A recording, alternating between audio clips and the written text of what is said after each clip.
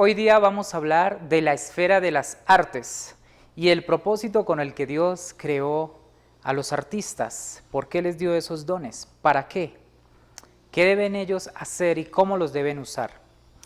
Para entender el propósito de la esfera de las artes y para que un artista pueda estar siempre haciendo la voluntad de Dios y agradando a Dios con su trabajo, este artista cristiano necesita primero entender la cosmovisión bíblica del reino de Dios en su totalidad, en una visión general, y luego empezar a ahondar en una cosmovisión bíblica de las artes. Si empezara buscando primero la cosmovisión de las artes, entonces tendría muchos baches, tal vez habría muchas cosas que serían un desafío poder entender si es que no tiene clara la cosmovisión del reino de Dios. Entonces vamos a sentar una base escritural de cosmovisión bíblica del reino para luego sí empezar a hablar de las artes. Lo primero que necesitamos entender es que Dios tiene un propósito al hacer la creación. Él en la eternidad con Jesús y el Espíritu Santo buscaron cumplir este propósito. Ellos se unieron y decidieron extender su reino del cielo a la tierra. Ellos decidieron hacer la creación. Ellos decidieron hacer al hombre. Y esto nos empieza a hablar de un propósito de Dios. Y me gusta mucho reflexionar en el texto de Isaías 46, 9, 10. Allí nosotros podemos leer los textos bíblicos y dice que Dios tiene un propósito. Mi propósito será establecido y todo lo que me he propuesto realizaré. Nosotros todo el tiempo como cristianos estamos buscando cuál es nuestro propósito. De hecho, evangelizamos a los hermanos o a las personas que no conocen a Dios y les decimos, tú tienes un propósito. Dios te creó con un propósito. Hay un propósito que solamente tú puedes cumplir. Pero luego cuando ellos vienen y se hacen cristianos y participan de la congregación, nos encontramos que a través del tiempo, 5 años, 10, 20 y hasta 30 años, podríamos preguntarles a ellos cuál es su propósito y no tienen claridad en responderlo. Y esto es porque nuestro propósito debe estar alineado con el propósito de Dios para que podamos tener certeza, para que podamos tener convicción de cuál es nuestro propósito aquí en la tierra, ya sea como artistas, como gobernadores, como periodistas, como deportistas, como padres, en fin. Pero entonces la pregunta es, ¿cuál es el propósito de Dios? Cuando Jesús vino a la tierra, Él vino a mostrarnos el reino de Dios. Él dijo a sus discípulos, el reino de los cielos se ha acercado. Y decía, los ciegos ven, los sordos oyen, los cojos andan. Díganle a Juan que eso está pasando. Y lo que Juan preguntaba era que si él realmente era el Mesías, que si él era el Hijo de Dios. Entonces Jesús, con unos ejemplos muy prácticos, con evidencias físicas y con un suplir de las necesidades físicas de estas personas que estaban bajo estas condiciones, le decía, el reino de Dios se ha acercado. Jesús enseñó a orar a sus discípulos y les dijo, cuando ustedes oren, oren así. Padre nuestro que estás en los cielos, santificado sea tu nombre. Venga a nosotros tu reino, hágase tu voluntad del cielo aquí en la tierra, así como en el cielo también aquí en la tierra. Entonces, nosotros si reflexionamos en esos textos, Jesús está diciendo que hay un propósito de Dios en que el reino, su reino, venga del cielo a la tierra y en que su voluntad se haga aquí en la tierra así como se hace en el cielo. ¿Será este el propósito de Dios? ¿Será esto lo que dice Dios en Isaías cuando dice que mi propósito será establecido y todo lo que me he propuesto eso realizaré? ¿Y será ese también el propósito que allá en Génesis tuvo la Trinidad en comunión cuando decidieron hacer la creación y extender el reino?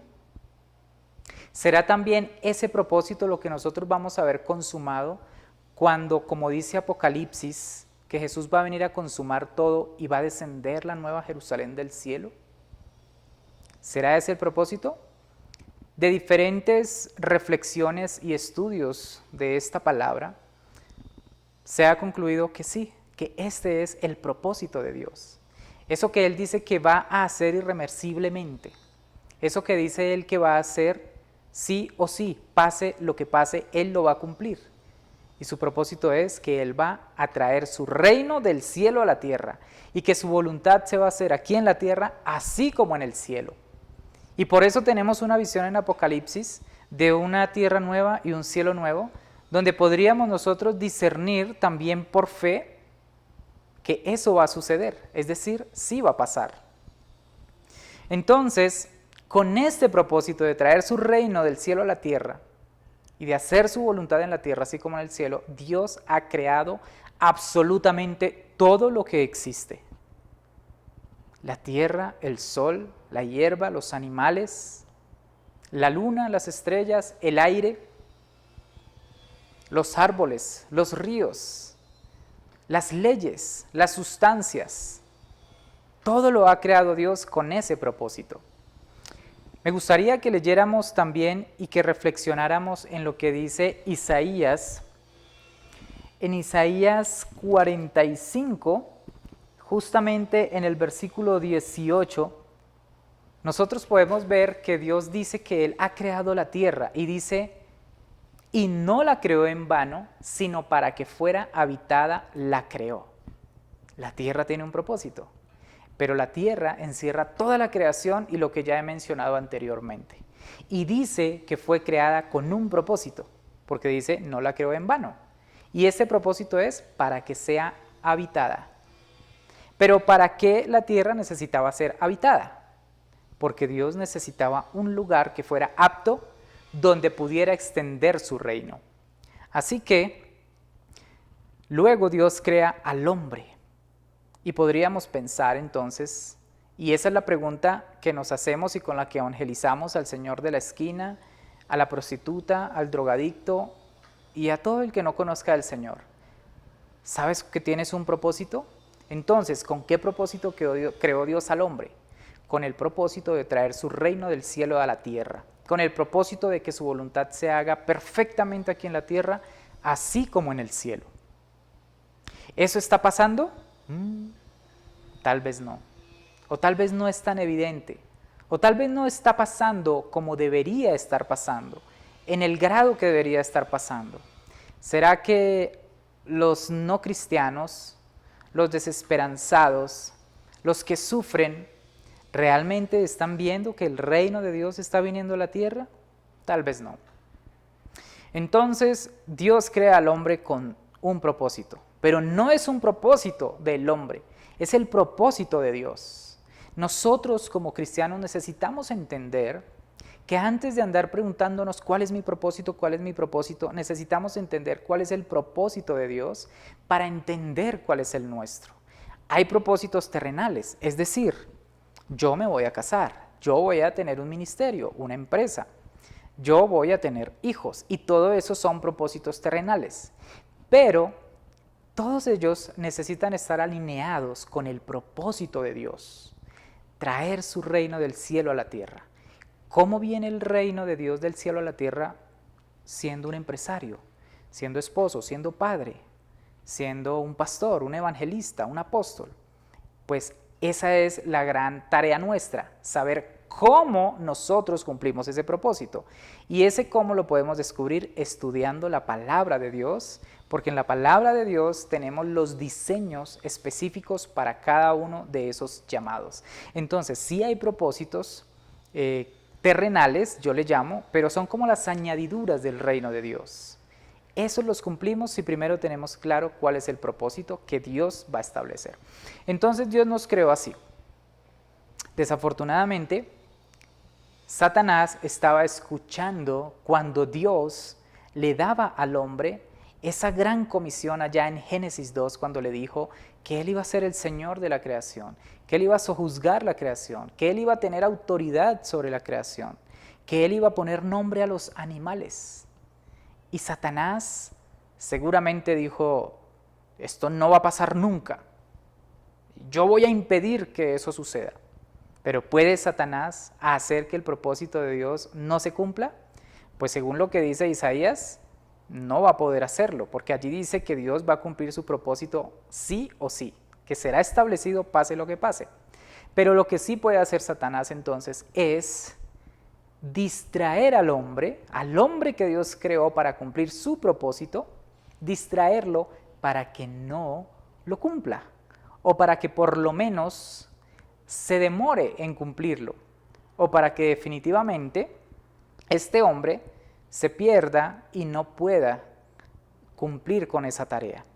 ¿Qué hizo Satanás? Nos distrajo. ¿Cómo nos distrajo? Nos puso una cascarita que se llama pecado. Ahora, cuando pecamos desde Adán, ese pecado nos siembra culpa y condenación. Este pecado nos baja nuestra autoestima. Este pecado nos hace enfocarnos en el dolor que sentimos por haber desobedecido a Dios, por haber desagradado a Dios. Este pecado nos distrae pensando que no estamos ahora capacitados para agradar a Dios, que no estamos capacitados para servir y mucho menos para cumplir una tarea como traer el reino de Dios del cielo a la tierra. Este pecado nos encierra en una jaula de dolor, de sufrimiento, de caos, de condenación. Y esa es la estrategia de Satanás para distraernos de nuestro propósito de Dios.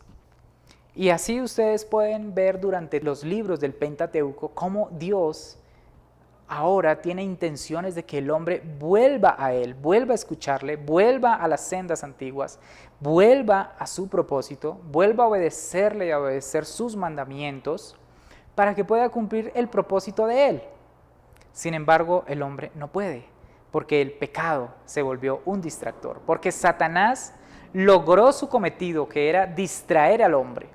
El propósito de Satanás no era impedir el propósito de Dios, porque eso nunca va a pasar. Satanás no podrá nunca impedir un propósito de Dios, pero sí puede distraer al hombre para que cumpla ese propósito en Dios. Así pues, entonces, Dios ahora tiene la solución. Le dice al Señor de toda la creación, a Jesús, tú debes ir a la tierra y modelarle a estos hombres que creamos cuáles eran nuestras intenciones al hacerlos a tu imagen y semejanza, Jesús. Tú debes ir y mostrarles la plenitud del reino y cuál es mi voluntad para ellos aquí en la tierra. Y Jesús se dispone y entonces Él decide venir, dejar su reino, su trono y venir. Pero también Dios le dice, ese pecado necesita un pago y ese pago es la muerte. Así que también debes morir en un madero. Y Jesús también acepta. Jesús finalmente viene, nos enseña el reino, nos muestra los misterios del reino, la voluntad del Padre.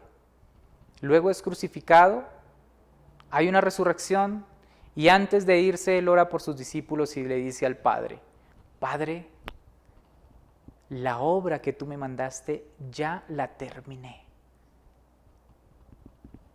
Jesús terminó su obra, ya no tenía nada más que hacer aquí en la tierra, más que revelarnos el reino de Dios y morir por nosotros. Y se fue. Ahora es nuestra tarea. Todo lo demás que hay que hacer para que el propósito de Dios se cumpla, ahora es nuestra tarea. Así como Dios lo había diseñado en Génesis, pero que se distorsionó. Entonces, ¿cuál es el propósito del arte? ¿Cuál es el propósito de un artista cristiano? Es el mismo. Es el mismo propósito que tiene un gobernador, un ingeniero, un político, un maestro, un deportista, una ama de casa o un pastor. Es el mismo propósito y ese propósito es el propósito de Dios. Traer su reino del cielo a la tierra y hacer que la voluntad de Él se haga aquí en la tierra como en el cielo. Pero entonces, ¿cómo el arte cumple esa tarea? ¿Cómo el artista puede cumplir esa tarea?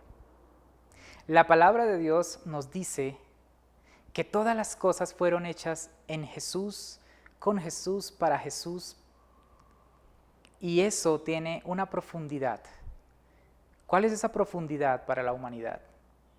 Eso nos está diciendo que no hay absolutamente nada que exista, que no haya sido hecho y que no haya sido filtrado por la mente de Cristo. Todas las cosas fueron hechas en Él, por Él, con Él, para Él. Eso es una gran verdad.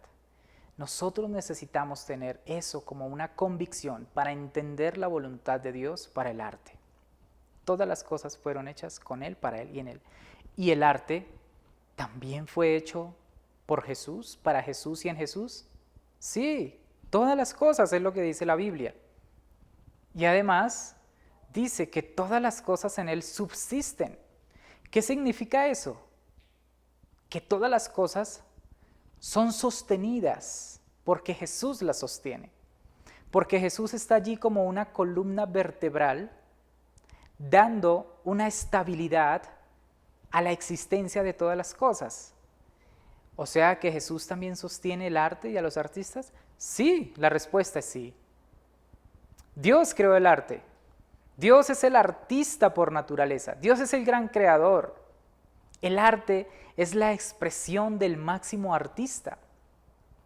Cuando Dios hizo toda la creación, entonces veíamos también en Isaías que Él decía que no la hizo en vano, sino para que fuera habitada la creó. Pero Dios no solamente pensó en que toda su creación pudiera dar vida al hombre, sino también hizo la creación con la intención de que esa creación pudiera dar alegría al hombre, pudiera dar bienestar al hombre, porque sencillamente el agua podría correr por los ríos y no existir el ciclo del agua para nosotros deleitarnos en escuchar la lluvia caer mientras estamos al calor de una chimenea tomando un café.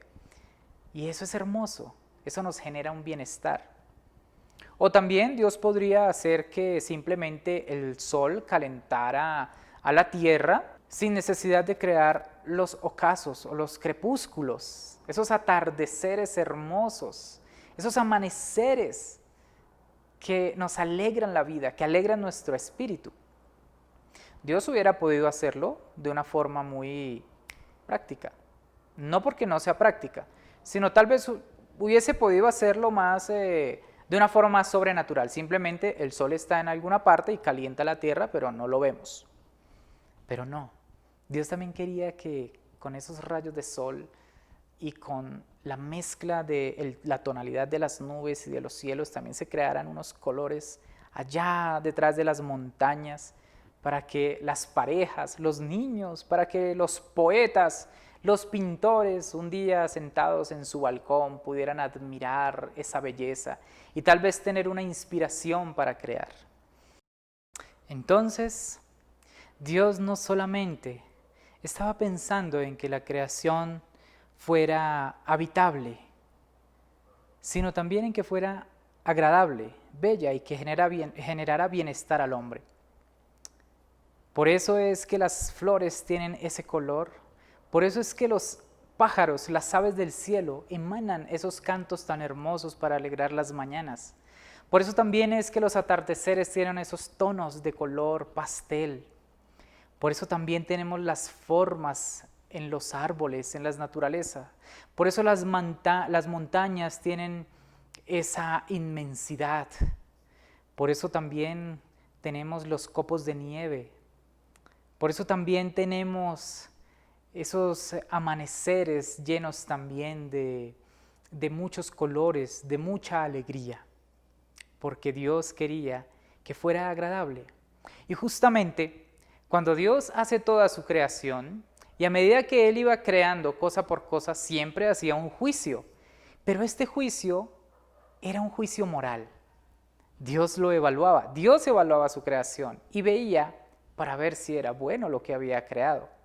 Quiere decir que Dios mismo quería que las cosas creadas tuviesen un estándar, una aprobación moral.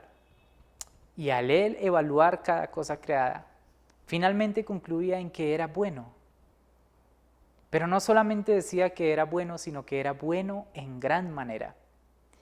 Y también lo dijo con el hombre al terminar de crear. Él dijo que era bueno y que era bueno en gran manera.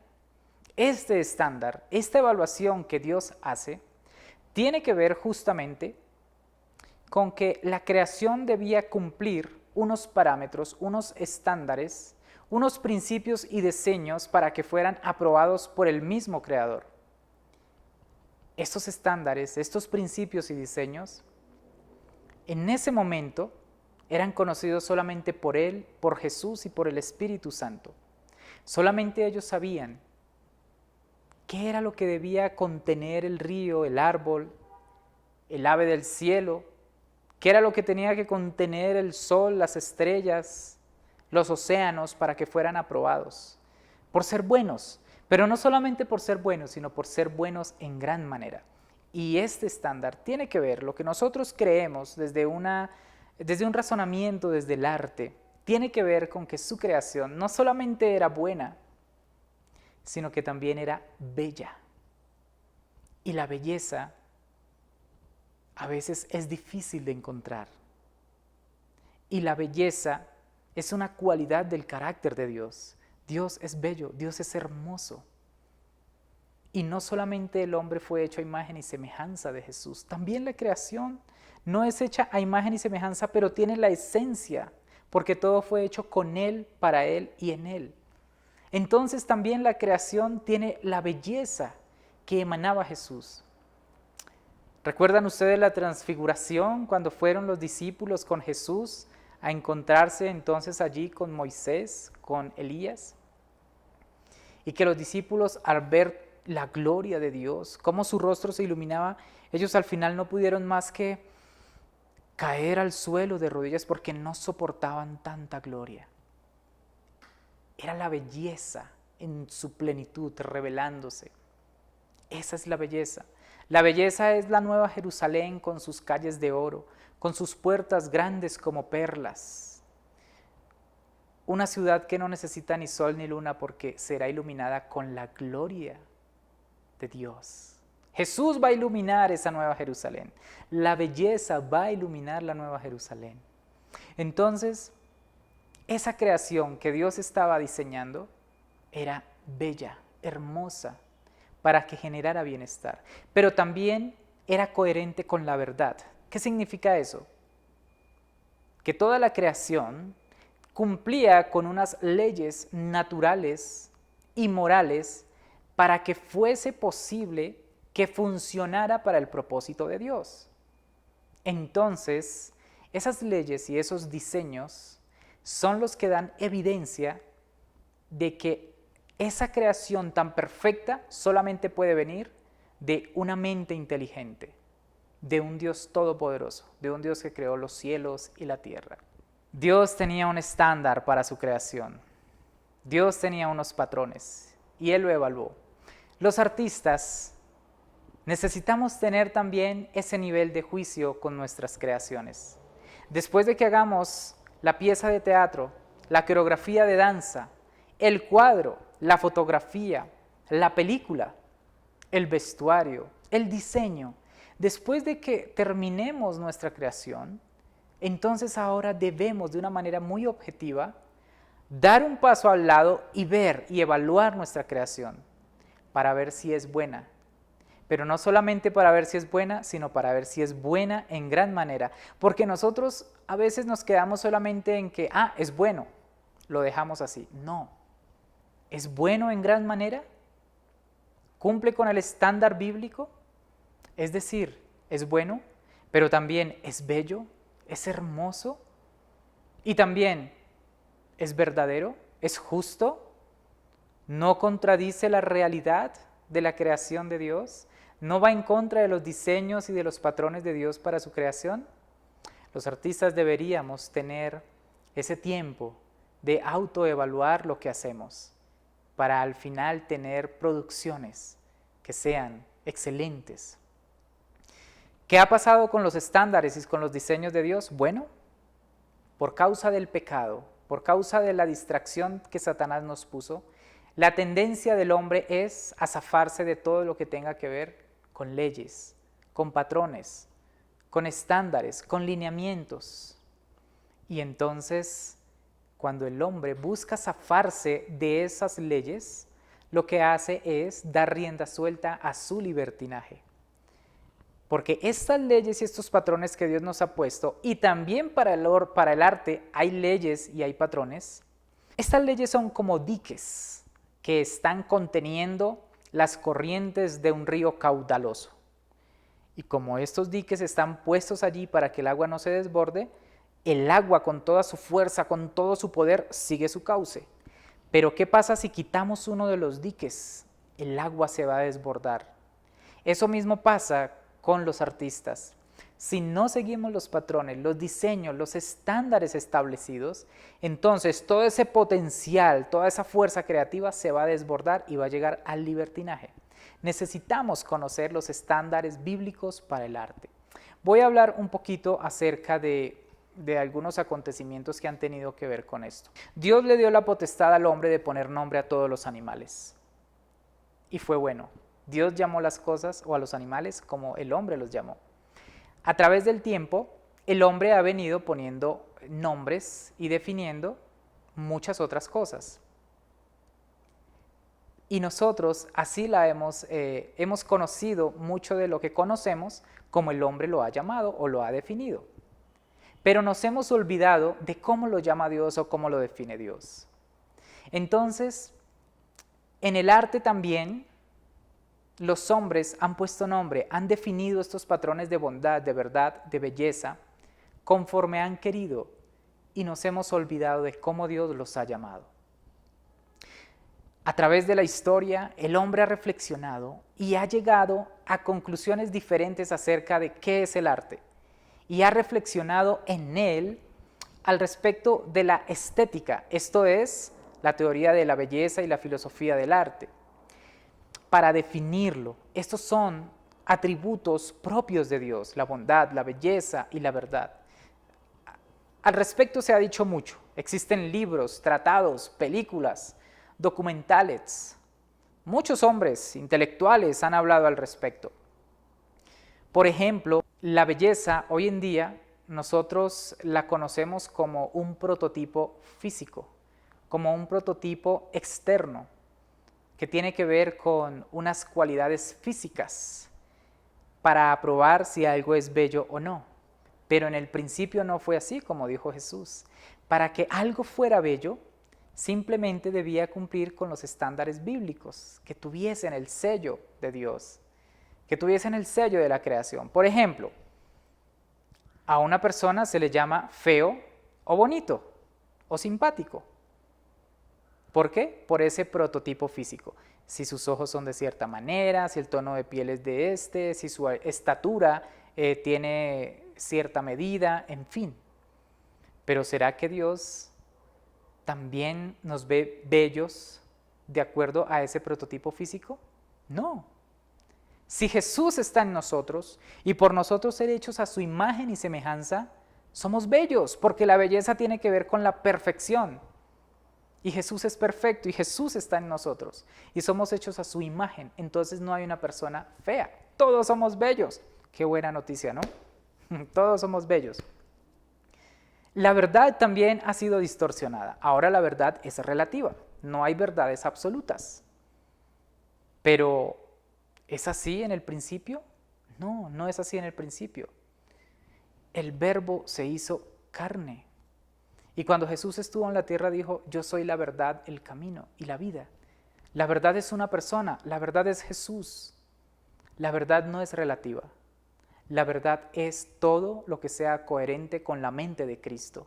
Lo demás es una imitación, es falso, es una estrategia de Satanás para hacernos creer que algo es bello, que algo es verdadero cuando no lo es. O que algo que es verdadero no lo es. Entonces, se han distorsionado los patrones a través de la historia. Por ejemplo, Dios le ha revelado a Pitágoras todo el esquema matemático y numérico para crear proporciones en el arte. Pitágoras tuvo un discípulo, este fue Paracletos, y este hombre entonces estudió la profundidad de la teoría de Pitágoras y él concluyó justamente que habían unos patrones numéricos para dibujar una falange, o los ojos, o los pies, o el tamaño de una persona, y ellos llegaban a la conclusión que el arte, para hacer arte, debería ser proporcional, debía ser perfecto. Y este fue el patrón casi que por más de 100 años. Pero por causa del pecado y como la tendencia del hombre es zafarse de todo lo que son parámetros, leyes y estándares, entonces alguien también decidió salirse de esos patrones y decir, no necesitamos reglas en el arte, podemos hacer el arte libre. El arte es libre, el artista es libre y puede hacer lo que quiera. ¿Se acuerdan que hablamos de los diques? Si quitamos el dique, esa fuerza creativa se va a volver un despropósito. Un personaje clave, Marcel Duchamp. Marcel Duchamp dijo en una entrevista que él quería alejar el arte de todo concepto religioso, de todo concepto que tuviera que ver con la fe. Y entonces él empezó a romper los parámetros y los conceptos. Él quitó los diques que hacían que el arte tuviera una proporción. Y entonces él un día tomó un orinal, lo firmó y lo puso en un stand en un museo y dijo, esto es arte. Y también tomó una rueda de bicicleta, un rin, lo puso en una horqueta y también lo montó en un atril y dijo, esto es una obra de arte. Y le preguntaban, ¿por qué tú propones eso como arte? Y él dice, porque yo quiero que el arte se zafe de esos conceptos y de esos estereotipos que lo mantienen como tan lineal. Yo quiero que el arte realmente trascienda. Y le preguntaban, pero no trascendió, al contrario, usted ayudó a que eso se degradara. Y él dijo, sí, es verdad, yo lo hice, pero creo que era necesario. Y de ahí para adelante, entonces cualquier cosa es arte, aunque no tenga belleza, aunque no tenga bondad, aunque no cumpla un propósito en sí y aunque no sea coherente con la verdad. Ahora, no podemos hacer arte si es que no lo hacemos para desafiar el pensamiento del individuo cualquiera, aunque no conozca del arte. Ahora tenemos arte conceptual, arte abstracto, y entonces ahora el arte tiene el propósito de transmitir ideas o ideologías. Esa es la tarea de la filosofía. El propósito del arte simplemente es transmitir la belleza, la verdad, la bondad de Dios. Y eso se da naturalmente cuando el artista es genuino, cuando no es pretencioso, cuando no está vendido al mercantilismo o a una ideología. El artista simplemente va a pintar, va a crear, va a dibujar, va a cantar, va a danzar desde lo más profundo de su corazón. Y quien vea su pieza, su producto, no va a tener de otra que simplemente tener un encuentro con lo divino, con lo espiritual.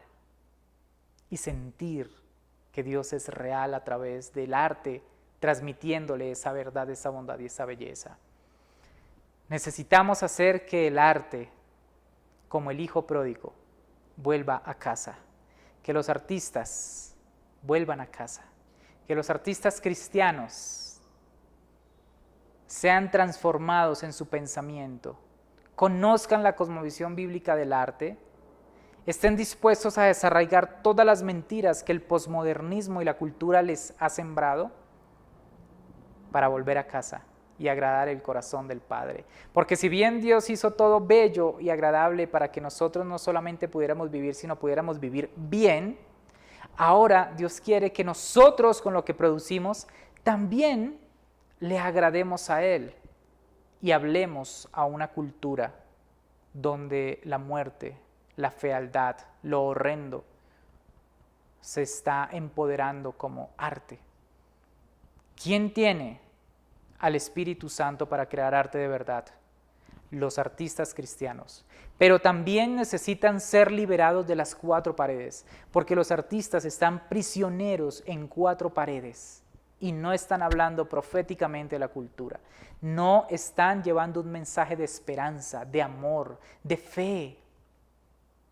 Y los artistas cristianos no pueden que sus creaciones se queden en mostrar fealdad, en mostrar lo abstracto, en mostrar lo feo, en mostrar lo horrendo, la muerte, la desesperanza, lo vulgar, lo grotesco. Hay que denunciar todo eso, pero tenemos que mostrar también el final feliz, la nueva Jerusalén, la esperanza, la vida, donde no va a haber muerte ni dolor, donde no va a haber tristeza. Necesitamos discipular a los artistas. Necesitamos que los artistas cristianos sean enseñados en la cosmovisión bíblica del arte y apoyarlos para que allá afuera no se pierdan. Necesitamos enseñarles a hacerlo bien. Artista cristiano, necesitas salir de las cuatro paredes. Necesitas estudiar la palabra de Dios para entender sus diseños y principios para el arte, y necesitas estar allá afuera hablándole proféticamente a una cultura de muerte, de fealdad, de dolor y de tristeza. Entonces, ¿cuál es el plan estratégico para la esfera de las artes? Porque sí hay un plan, porque Dios sí quiere redimir también el arte. Es más, ya se redimió. Jesús murió por todas las cosas, por toda la creación, y el arte también ha recibido esa redención. Entonces, vamos a hablar de 4 etapas específicamente. La primera etapa es una etapa de diagnóstico. ¿Qué es lo que nosotros necesitamos hacer? Necesitamos conocer las verdades y el pensamiento que se evidencian en el arte actual, en toda la cultura. Esto es un llamado a todos los artistas vocacionales. El artista cristiano no solamente necesita conocer la técnica perfectamente, sino que necesita volverse un exegeta cultural. Es decir, que debe él volverse un entendido en los tiempos. El artista cristiano debe estudiar y todo el tiempo estar buscando información y conocimiento de lo que está pasando en la cultura, en las naciones, respecto de todas las áreas. ¿Qué está pasando con las familias? ¿Qué está pasando con el medio ambiente? ¿Qué está pasando con la educación? Y así poder entender cómo el arte está influenciando estas áreas, para bien o para mal, cómo está haciendo respuesta a las necesidades o cómo está quedándose callado a lo que está ocurriendo. La segunda etapa es una etapa de investigación y es de lo que hablaba ahora. En Primera de Crónicas, exactamente, eso lo podemos encontrar en el capítulo 12. Y en este capítulo 12, en el versículo 32, allí nos habla de los hijos de Isaacar.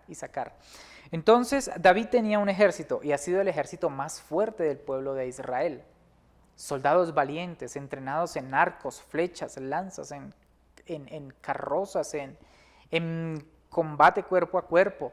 Yo me imagino cómo sería ese ejército. Yo creo que sería como si hubiese ahorita una guerra mundial y llegara el ejército de David. Creo que todos los ejércitos reunidos de las diferentes naciones se doblegarían por temor al poderío de este ejército de David. Y allí nos explica cómo estaban organizados por batallones, por familias. Y hay una familia de la tribu de Isaacar, pero ellos no eran guerreros convencionales, ellos no llevaban lanza ni arco. Lo que dice allí en este versículo 32 es que ellos eran un ejército de 200 soldados y su tarea era discernir los tiempos, ser entendidos en lo que estaba pasando en el ambiente espiritual para luego decirle al ejército y a David qué debían hacer, cómo debían ellos moverse, cómo debían ellos atacar, qué decisiones tomar. El artista es un soldado de Jesucristo y es como un descendiente de la tribu de Isaacar. El artista cristiano necesita ser un entendido en los tiempos, tener un discernimiento espiritual del acontecer cultural y entonces poder direccionar su arte para decirle al mundo qué hacer, para decirle a los matrimonios qué hacer, para decirle a los niños qué hacer, para decirle al gobierno qué hacer. Recordemos que el artista tiene un llamado profético, hablar a la cultura, y los profetas le hablaban a tres objetivos específicos: a los reyes, a los gobernadores y al pueblo de Israel. El profeta debe tener esa valentía para hacerlo. Entonces, esta segunda etapa, la etapa de la investigación, requiere un estudio juicioso de por qué los artistas, y más los artistas cristianos, están haciendo el arte que están haciendo. ¿Para qué? ¿Qué los motiva? ¿Su cosmovisión cuál es? ¿De dónde vienen las ideas y los pensamientos que les inspiran a crear arte? Además, ¿por qué están haciendo arte? ¿Para lucrarse? ¿Para tener un empleo? ¿Para subsistir? ¿Para sobrevivir? Tener un diagnóstico claro y un tiempo de investigación es clave para saber qué hacer. Entonces, también debemos investigar en la historia. Cómo Dios providencialmente ha revelado las verdades del arte. Cómo Dios también ha usado personas cristianas o incluso a personas paganas para revelar las bondades del arte. Por ejemplo, Platón era un pagano, pero él creía en un Dios y creía en una divinidad. Y él decía que todo arte debía ser bueno, debía ser bello y debía ser verdadero para que fuera arte. Y este es un estándar bíblico del arte y Platón estaba hablando de ello. De hecho, muchas de sus conclusiones llegaban a parecerse a la lectura de la Biblia en cuanto a los razonamientos de su pensamiento filosófico. Pero también hay otro autor, Fyodor Dostoyevsky, por ejemplo, él también llegó a muchas conclusiones interesantes respecto del arte. Por ejemplo, él decía que solamente la belleza salvaría al mundo, pero él concluía que la belleza era Jesucristo, y fue un autor ruso, pero que tenía fe. Entonces necesitamos investigar en la historia dónde ha habido arte bíblico y cómo ha afectado a la cultura y a la sociedad en su tiempo, para nosotros tener un diagnóstico. Necesitamos también hacer un currículum para enseñar, para discipular a los artistas, para formar a los futuros artistas. Y este currículo debe tener este contenido histórico, este contenido bíblico, este contenido también intelectual y técnico para que ellos sean integrales, para que hagan arte sirviendo a Dios, pero también discipulando la cultura. La tercera etapa entonces es una etapa de operación. Ahora necesitamos nosotros, una vez que tengamos focalizados artistas cristianos, que los hayamos discipulado con la cosmovisión bíblica del arte, ahora también necesitamos pedirle al Espíritu Santo una estrategia para que nos podamos convocar, para que podamos generar unidad, pues la unidad es la clave del desarrollo o de la búsqueda del reino de Dios, como lo revela Efesios 4. La unidad es lo que va a generar el fruto del reino de Dios. Entonces necesitamos mantenernos en comunión, en comunicación y empezar a generar estrategias como cuerpo de Cristo para cumplir los propósitos del arte en el reino de Dios. Entonces, necesitamos hacer redes, necesitamos hacer también contactos, relaciones del artista con el gestor cultural con el que produce con los empresarios que patrocinan, con las galerías, con los museos, con los teatros, con las salas de grabación. Necesitamos ahora empezar a generar un cuerpo fuerte para que ese arte producido hable a la cultura. No es que el arte tenga que volverse un instrumento mercantil, no, eso es lo que el posmodernismo ha hecho y la posverdad ha hecho, hacer que el arte, al desviarse de los conceptos y definiciones de la verdad, la bondad y la belleza, se presten ahora como un instrumento mercantil. Se mercantilizó el arte, debe producir dinero y si no, entonces no es arte. El artista no debe estudiar su vocación técnica de arte para vivir de él, debe estudiarlo porque es un llamado, porque le apasiona y aunque no viviera de él, seguiría haciéndolo. Y más si es un artista cristiano, pues debería ser movido por las intenciones de agradar a Dios y cumplir su propósito aquí en la tierra.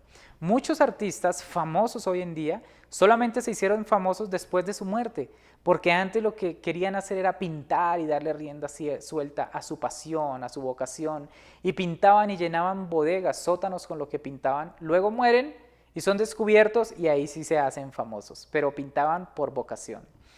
La siguiente etapa entonces es una etapa de evaluación. Esta es clave.